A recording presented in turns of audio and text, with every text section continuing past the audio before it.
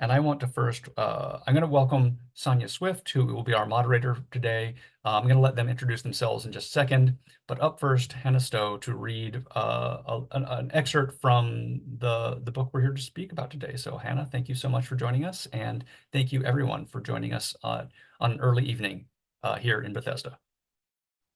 Yeah, just to second everything that's just said, and a massive thank you to everyone who's joined.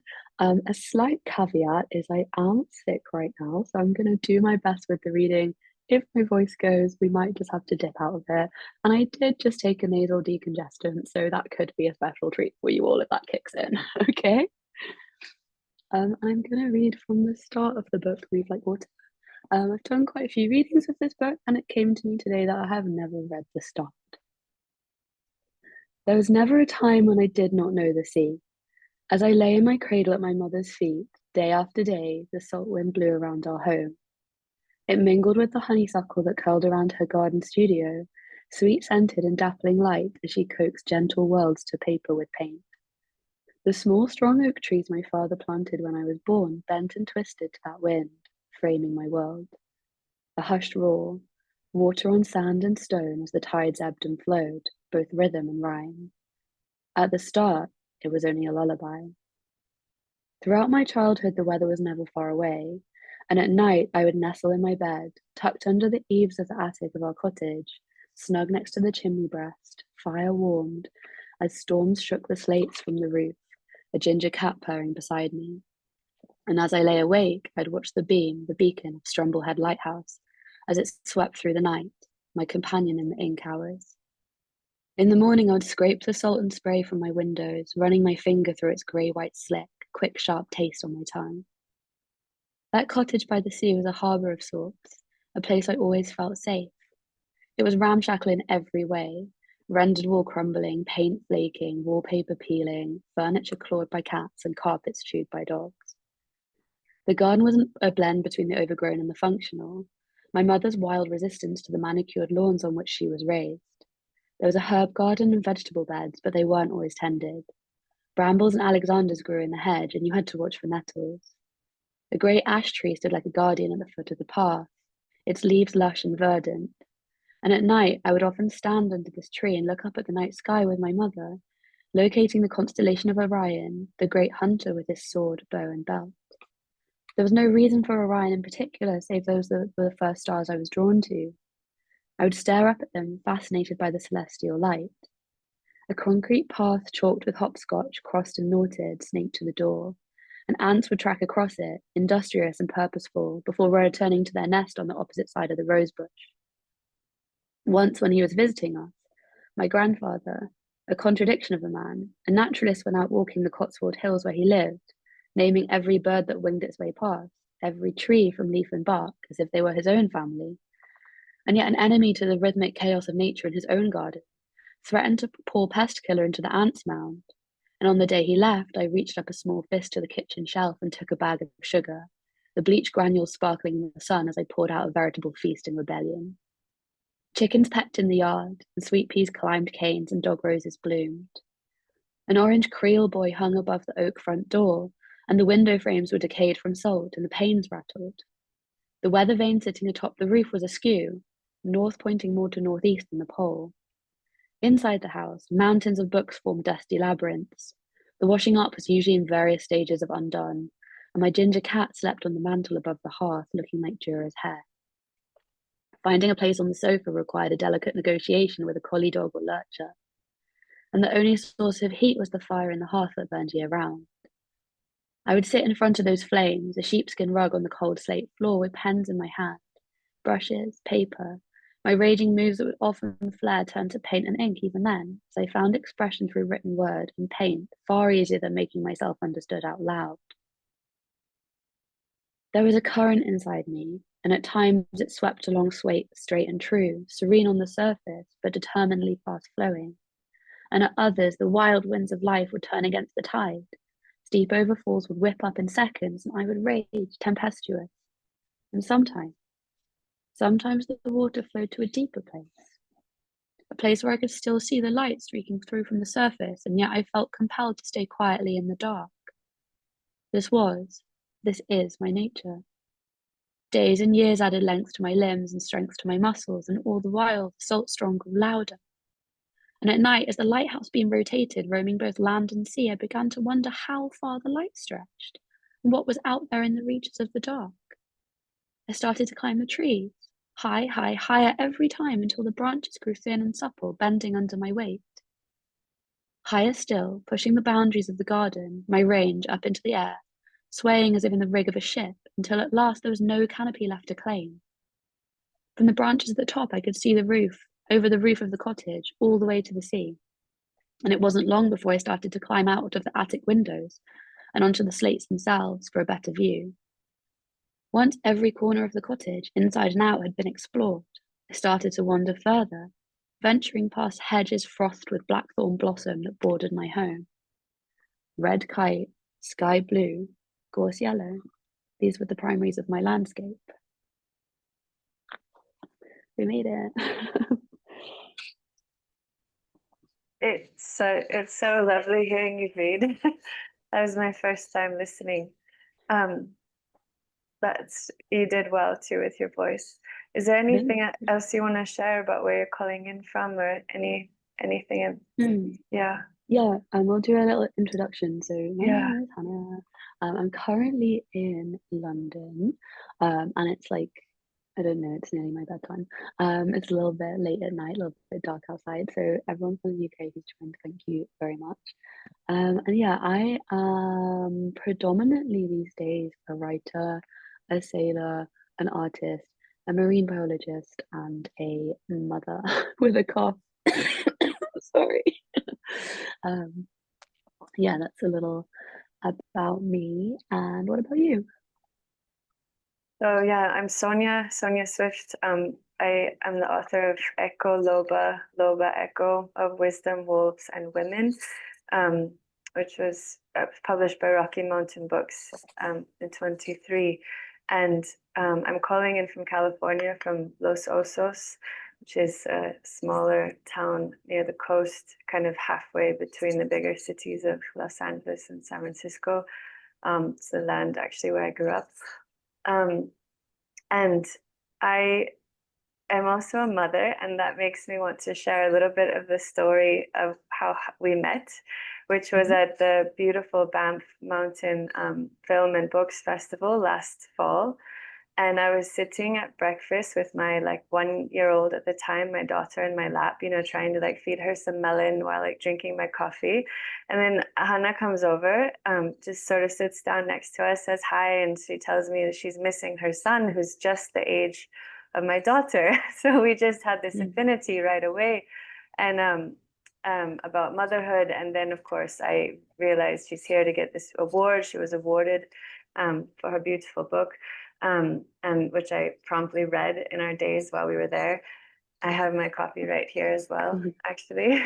But yeah, and then we started talking. I had all these questions for her because I'd been writing a bit about whales and the ocean lately myself, and learning about her journeys as a sailor, as a marine biologist, working with whales, sitting, asking all these questions. And I love this one particular story about that you shared about being out studying sperm whales. You're probably in the Azores, and these men really wanted to film a mother whale giving birth, and you were reckoning with the intrusion of that as a mother, like the intuitive rejection of interfering with a mother and her baby in the water. And that to me speaks to some of the depth that I feel like you bring in this book, which is such a blend of personal life experience, like real lived experience, both in your beautiful home where you grew up and the nuances of knowing a place in a deep and specific way. But then also, of course, all your years on the water, and the studies as a marine biologist, but always having a kind of intuitive knowing, and that's a big thread that I want to get into as some of my questions, but I just want to kind of offer those appreciations. I love the poetic specificity and the woman's strength and the lived experience that streaks across these pages. But So I want to start with this question of like, what compelled you to write this book? What compelled you to tell your story, to tell it in the memoir form, which is one of vulnerability and also courage, I think, to take that form. So there's a lot of things in the answer, and it's quite funny because I actually just haven't really looked at this book for quite a while, and I was looking over it in the preparation for this talk, and I just realized, I mean, I wrote it when I was 25, so 5 years ago. It's not that long, but it is quite, oh, giant cat, sorry, she really made me jump. 5 years ago, and I think that it's probably a good time to answer that question now. I've got a lot more thought on that. One thing that I will say is I had read a lot of books and been around so many people who make books and really amazing books, but I wasn't particularly aware of like the delineations of the genre of books. So I probably didn't know that I was writing like a memoir. That would have been a strange idea for me. And I think if someone said at 25 you're going to write a memoir, I'd have thought, well, that's what old people do. So probably good that I didn't know. And then the reason what this book grew out of is because at the time I was working on a sailing boat that we did cetacean, so like whale, dolphin, porpoise, predominantly whale research out at sea. And I would be away for like from weeks to months at a time. And I do have a lot of people who were in the sailing world in my life, but I also had a lot of people who were not in the sailing world. So I was having all of these experiences out at sea, which really um, were the sort of meat of my life. And more I was coming back to the shore and finding it like this quite disorientating experience, especially because at the time I was also studying in university. So I would literally leave a research project where I'd been out at sea with these sperm whales for weeks, and then I would fly home. I would literally go straight from the airport to uni. I'd be sitting outside an exam. I'm like drinking a coffee, trying to stay awake. I'm about to go take an exam on sperm whales, and I felt really disconnected from the people that I was around, even though I guess we were looking at the same things. So I started writing about it to uh, be able to articulate some of those experiences a little bit better. Probably because I'm not very good at taking photos, and I do draw, but it's hard to get the full depth for me in drawing. Um, so I think that it was probably my easiest way to articulate myself. And then from there, um, it just grew to a space where it seemed like it made the most sense for it to be a book. And I think that I did have a hesitancy to write about myself in a sort of like narrative nonfiction. So it almost ended up being this sort of blend of like it would have all been factual, but you would have read it as if it was fiction. It was almost like this sort of strange mythology that I was writing. And to be honest, I just didn't get picked up by any publishers, so I had a bit of a rejig, and then this is how it ended up being.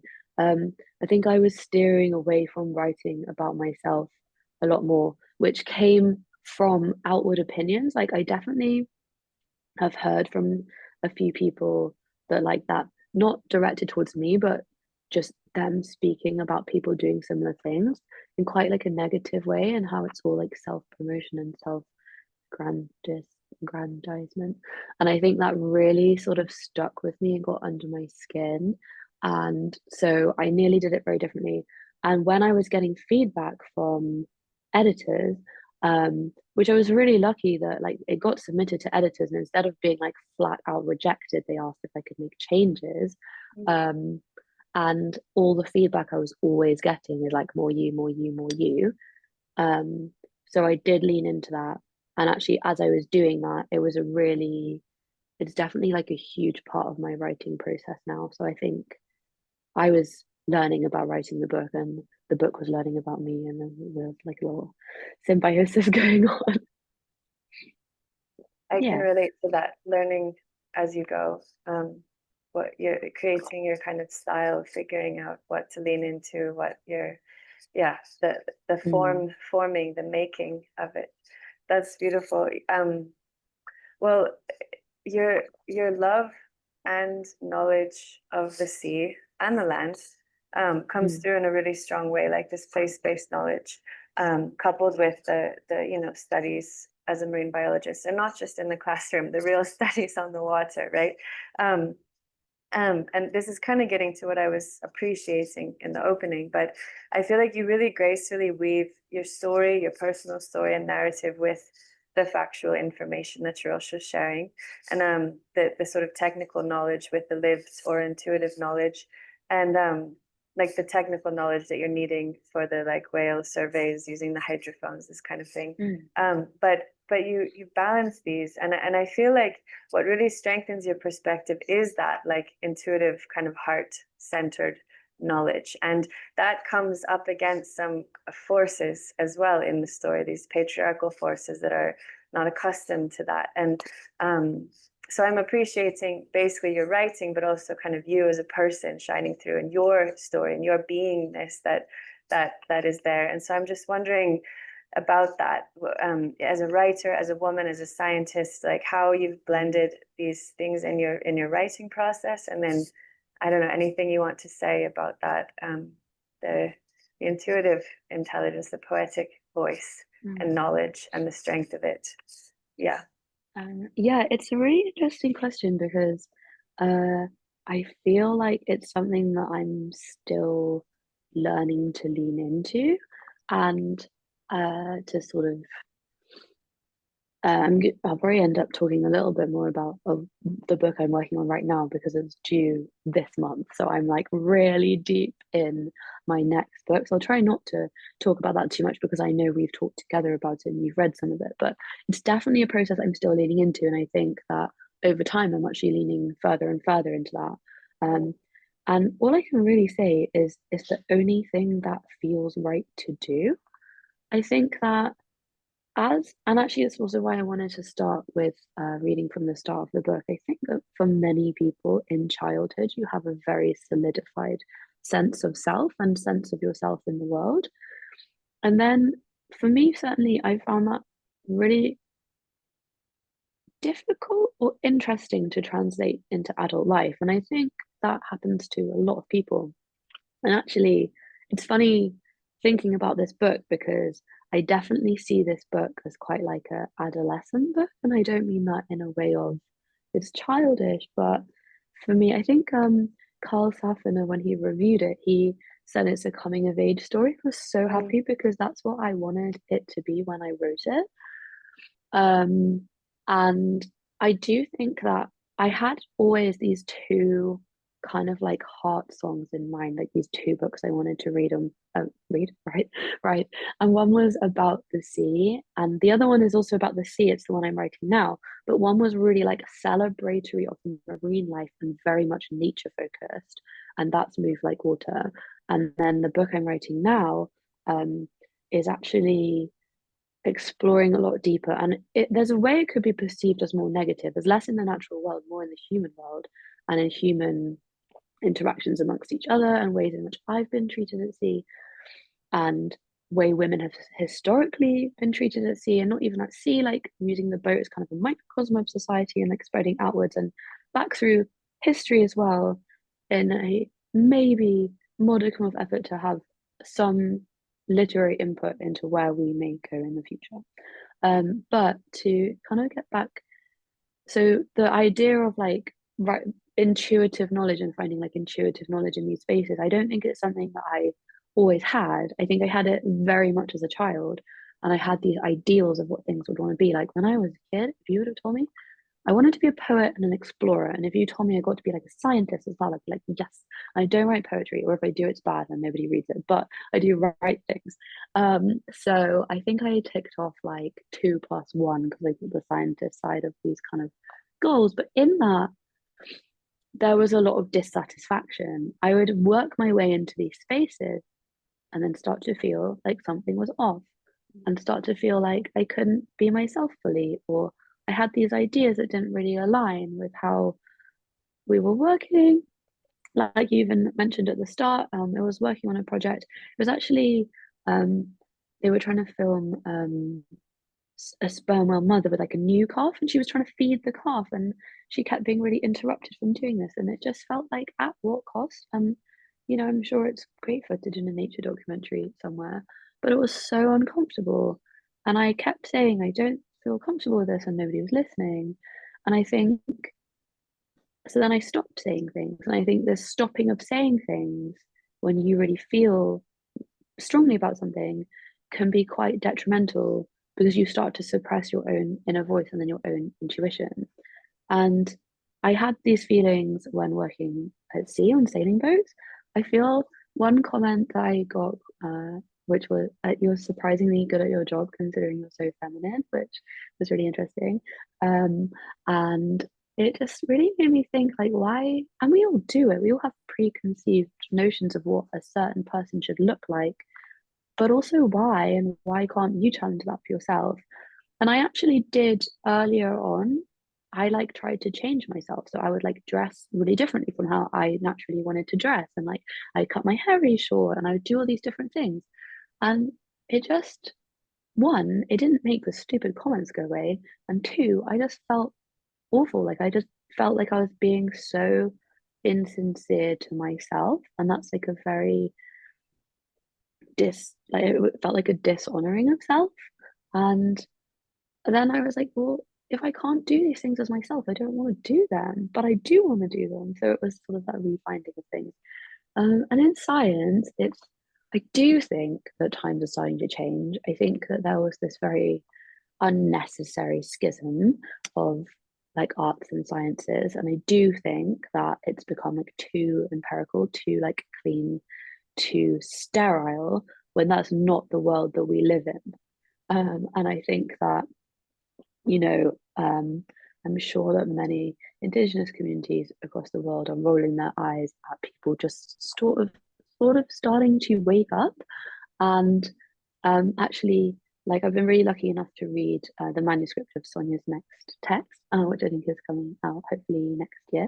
And I just remember in that you had this sentiment from a climate activist who was just repeating like the world is alive, and that's really stuck with me ever since. And I think it's really interesting. The world is alive, and we're alive in it, and why? We need to be alive to ourselves, and we need to be alive to the world around us. So, yeah, that's kind of my thoughts there. No, that's beautifully said. It's so true. Yeah, and yeah, I think it's wonderful. I'm so excited about your next book as well, which I've had a chance to read about half of it, and I'm like really keen to read the rest. So there's also this thread in Move Like Water of healing, a healing process, both the physical, very, very physical, intense physical healing process, and of course the spiritual, being that that's kind of how healing is regardless. And then it woven into that is standing up for yourself, kind of what you've been speaking to. And I'm just wondering within this story, if there's anything you want to speak to that. I mean, along those lines. Yeah, I think that it's really definitely like a nuanced. Sorry, hang on, give me 1 second.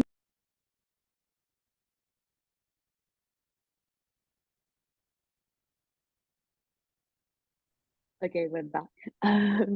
Yeah, it's definitely so for anybody that hasn't read the book, I had a spinal injury, I think in around 2017, and I was around like early 20s, around 23.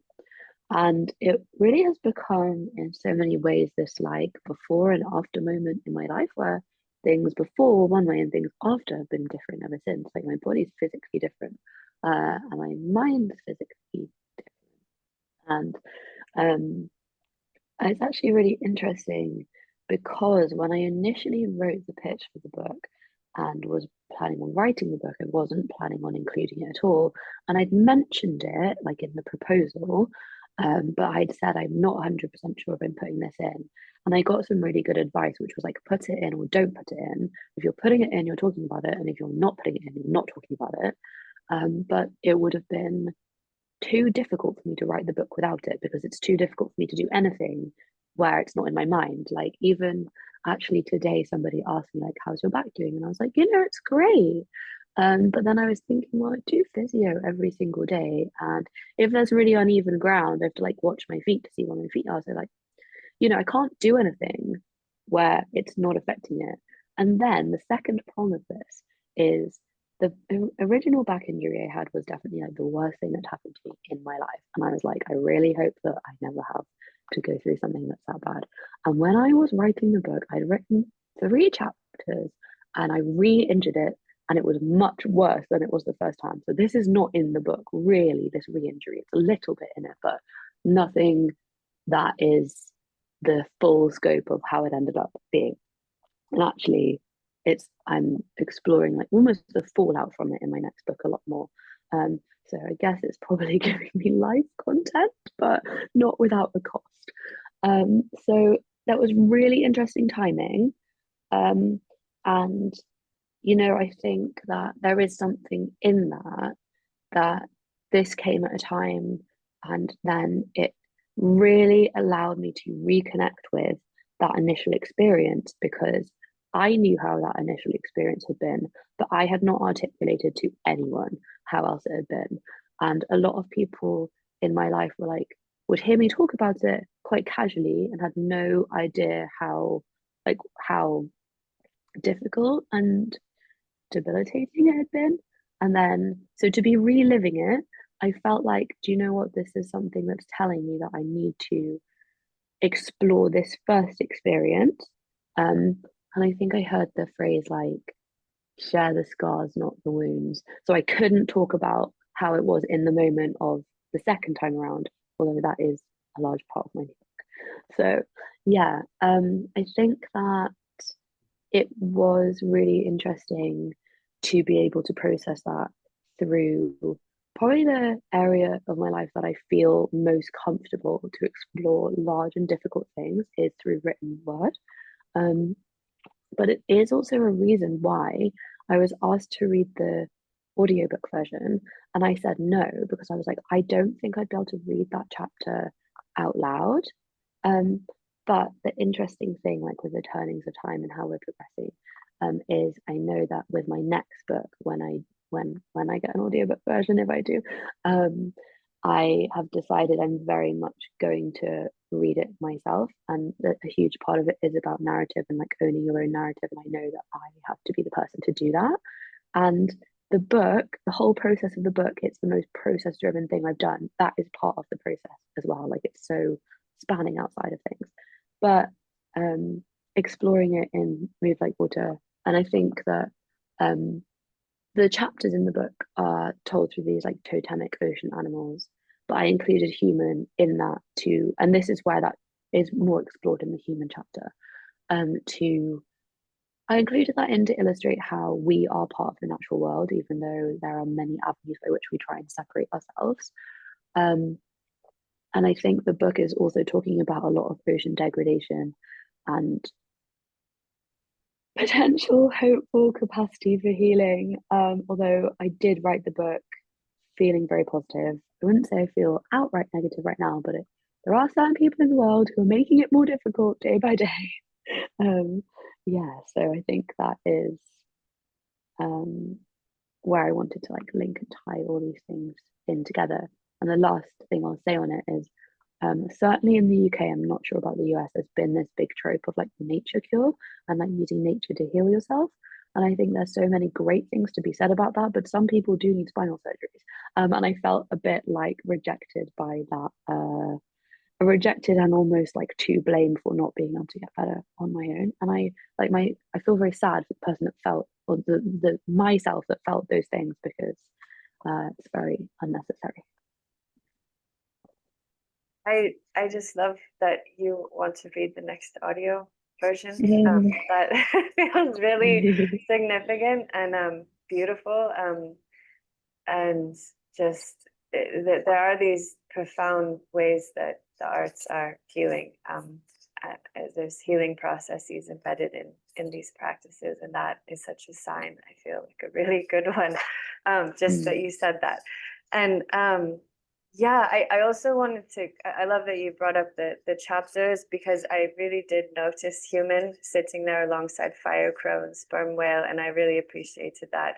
It speaks for itself in just an artful way, just upon reading the chapter headings. But I don't know if there's anything you want to say about even how you landed on albatross, and how, Mm, just something along those lines, because of course it's a nice succinct list and very potent, and of mm, course each one is accompanied by your beautiful illustrations, which makes it really special too. But yeah, that was one mm. thing I wanted to ask about as well. Yeah, so I would definitely first credit. Okay, so I went through a lot of iterations of how I was going to write the book, and like I was saying earlier, the first one was this almost fictional, and I think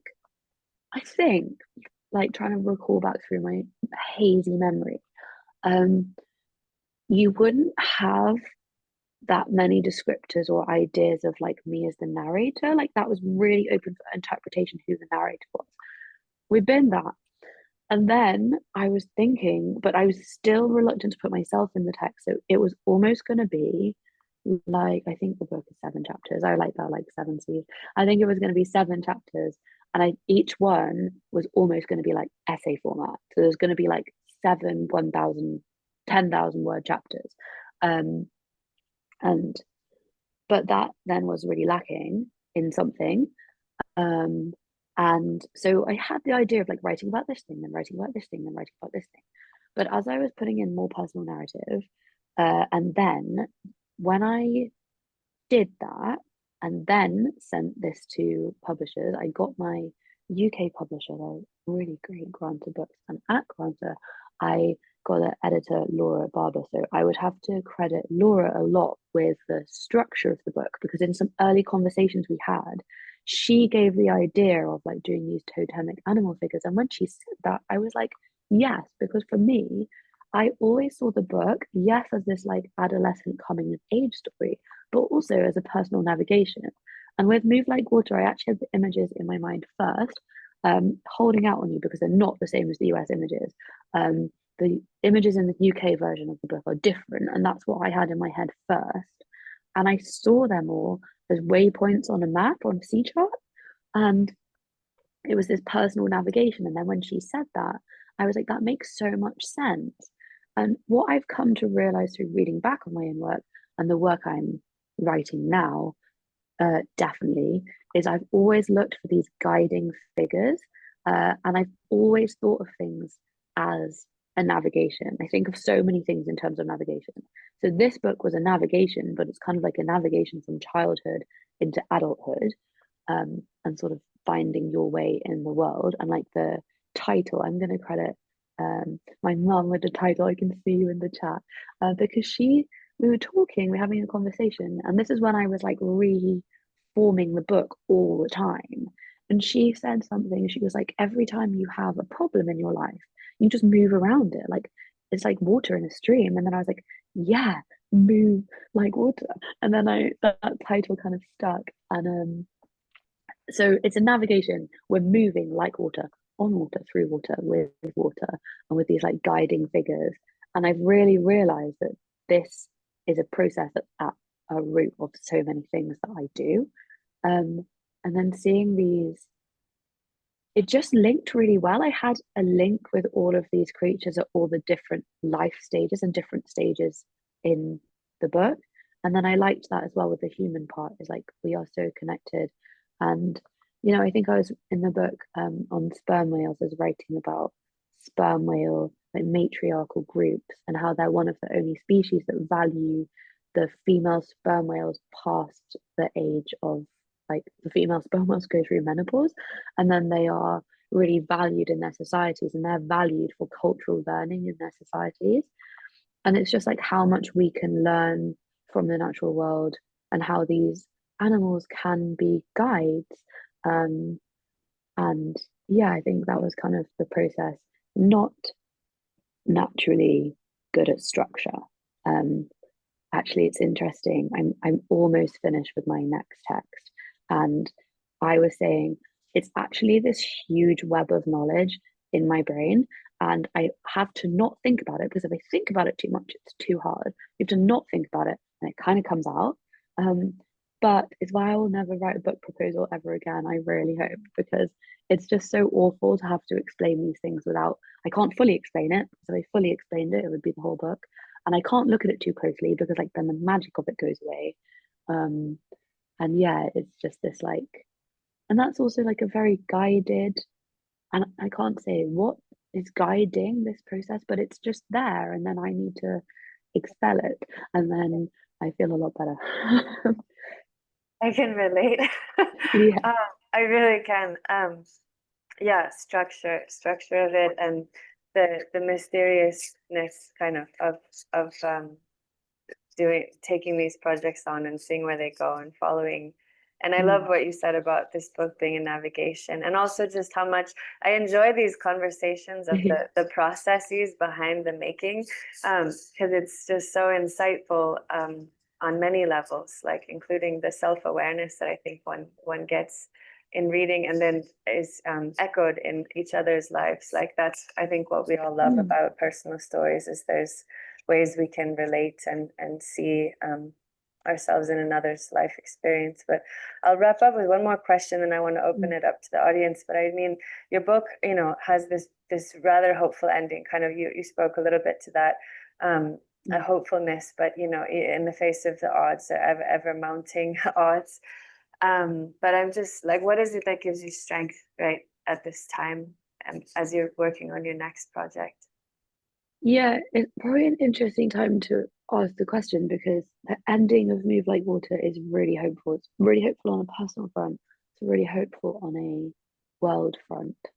And I do think, trying to just get some, yeah, I mean, the book ends in 2021, and I think that through even all of the turmoil of like COVID lockdowns, a lot of people, like certainly in the spaces I was in, woke up to listening to the natural world around them.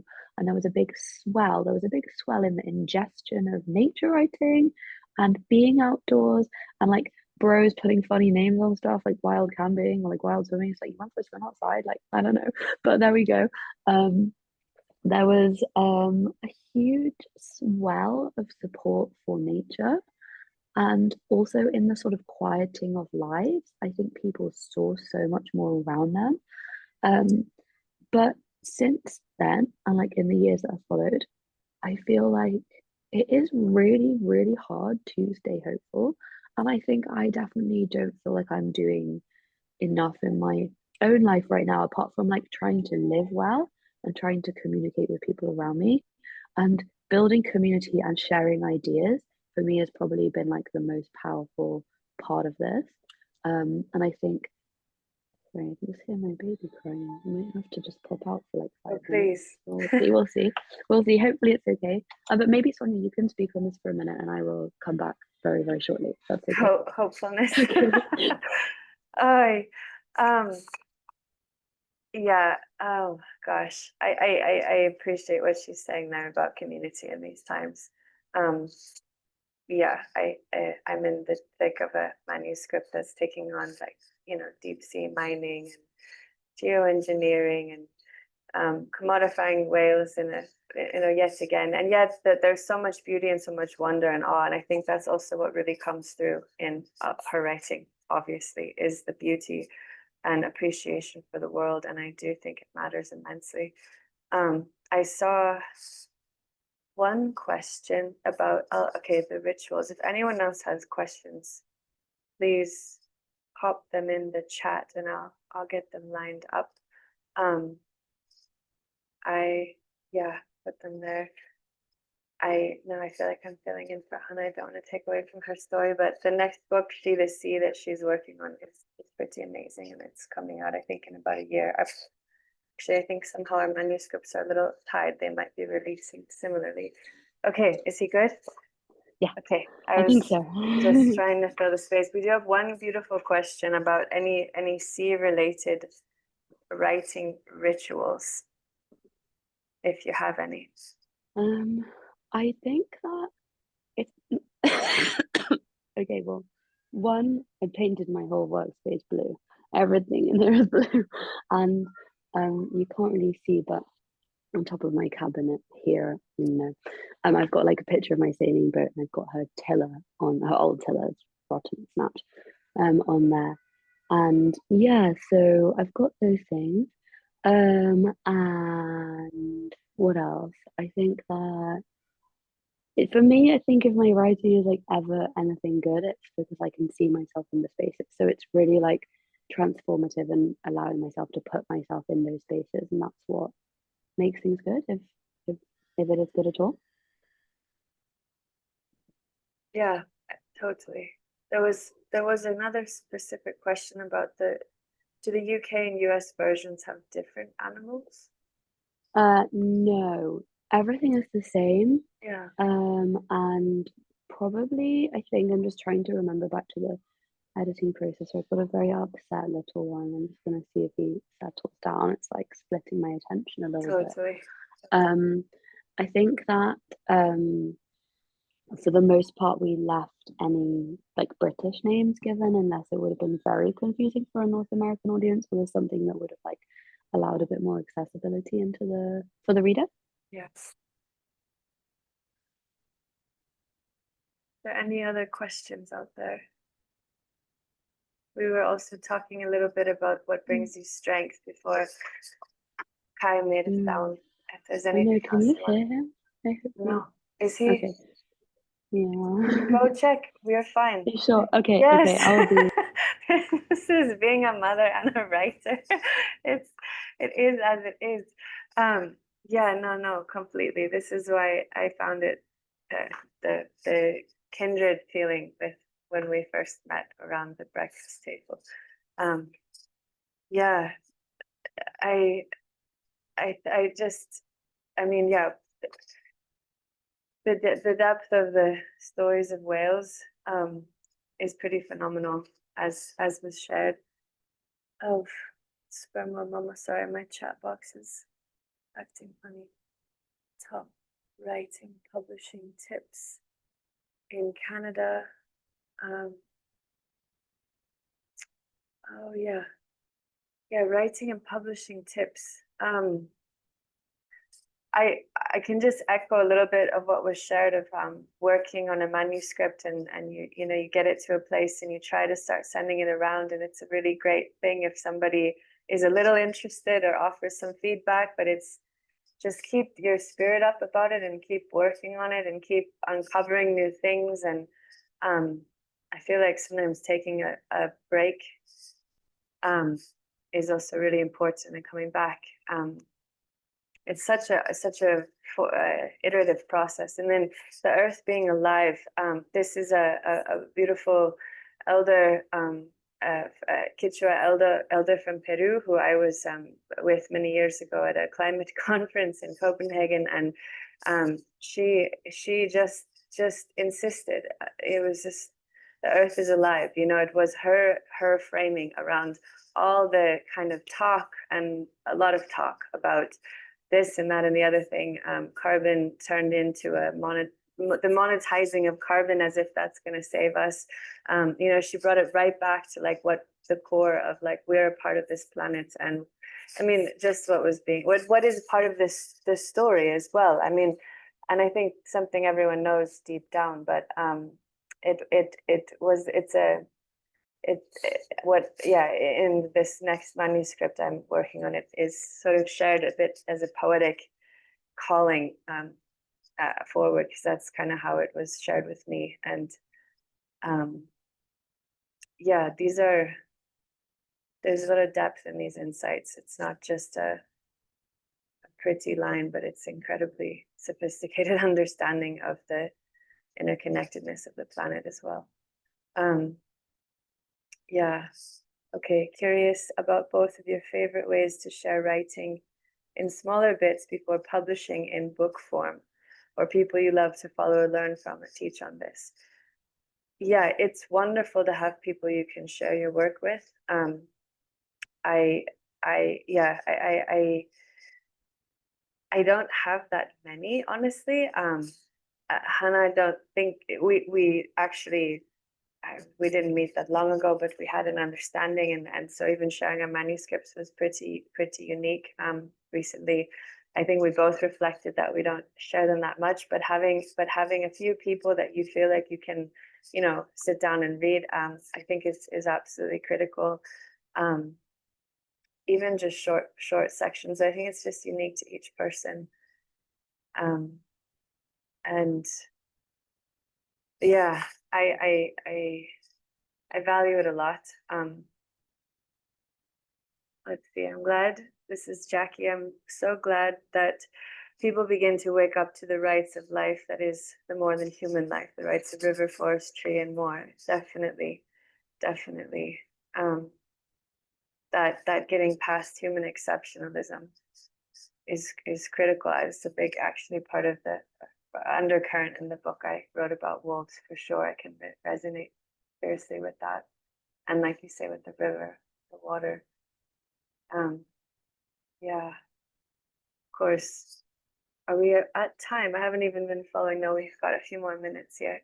I We was, have a bit. can Go I throw in ahead, a question while we're here? please. Yeah, I'm just wondering if maybe are there any other books that you'd recommend that are maybe in conversation with the work that you and Hannah are doing? Anything Yeah, else to expand the reading list, maybe beyond your books and the book we're here to discuss today? right.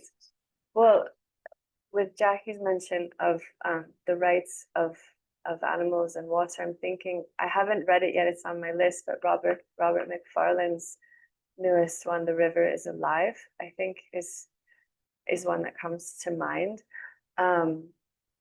I was just reading a bit more, a book called The Ocean on Fire about nuclear survivors and climate activists.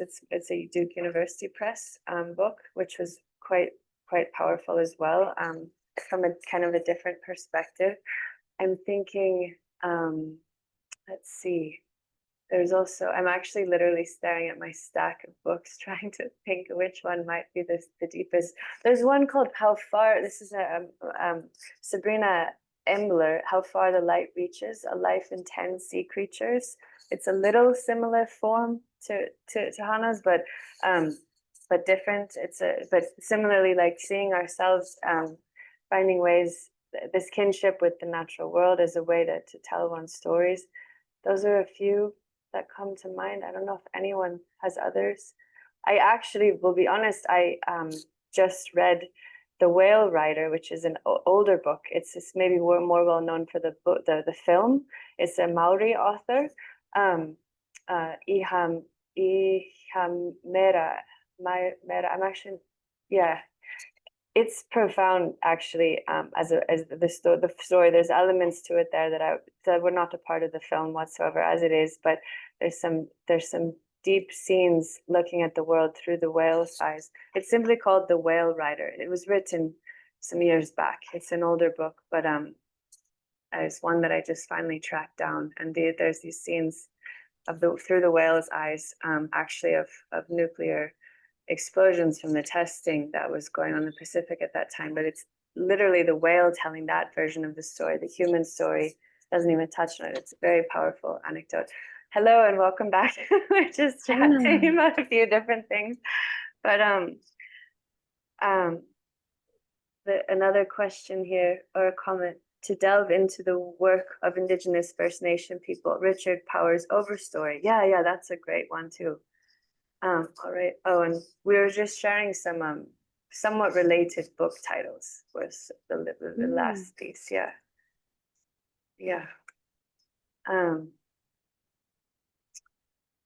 And I'm trying to just stand in a few a little bit, but is Sky good? Everything good? I think everything's fine here. We're gonna wrap up soon anyway. Yeah. But yeah, it turns out that sometimes only mum will do. And also turns out if you throw your favorite teddy bear in the bath, then it might just be wet. So yeah, we had to reinstate the wet bear. Something else will not do. Yeah.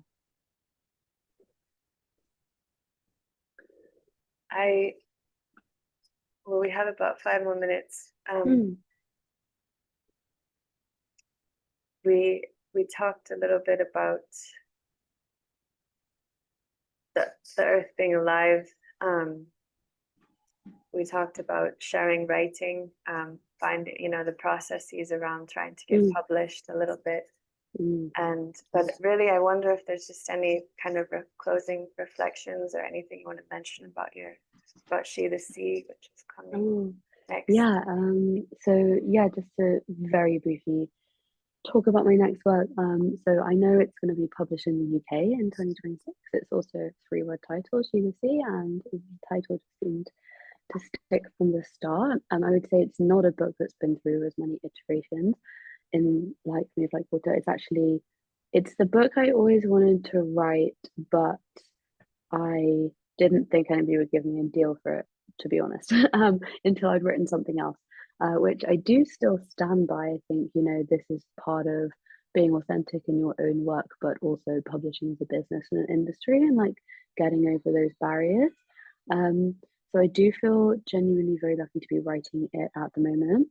It's a huge text, as in it's not hugely long, it's just really expansive.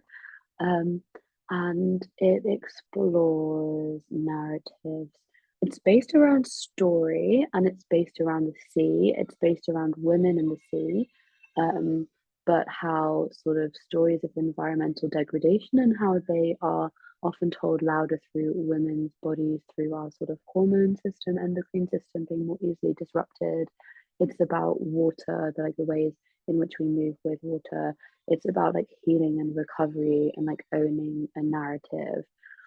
It's 3 strands of story. It's my own personal story, and then there's the story of Grania O'Malley, or Grania Whale, if anyone knows of her. She was an Irish sailor in the 15 to 1600s.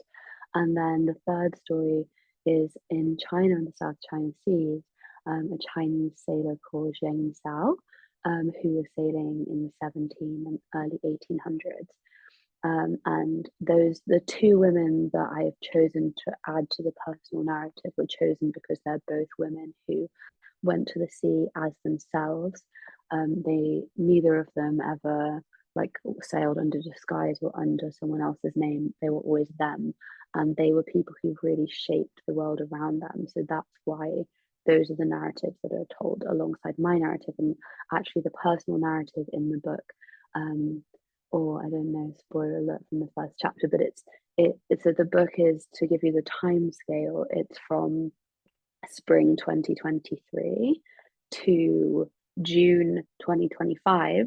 So this is why I have like a big squish at the end to get all the text in, because so many of the things I've just done, they've just finished doing. And the personal narrative spans sailing during pregnancy, and then as a new mother and with a new baby who liked to interrupt the conversation. He wanted to get his oar in. So yeah, I think that's personal narrative, but from that, it's like the main flow of the river with many tributaries, exploring such a wide range of things, through finding and owning narrative, finding place in the world. There's a lot about sort of colonial conquest from a British side, which is also the heritage that I'm sailing with at the same time. So there's a lot of strands to it, and it's about to make sense. I don't yet have a North American publisher, so hopefully I will do. I'm putting that out there, and then hopefully it can be brought to all of you lovely audience. That would be great.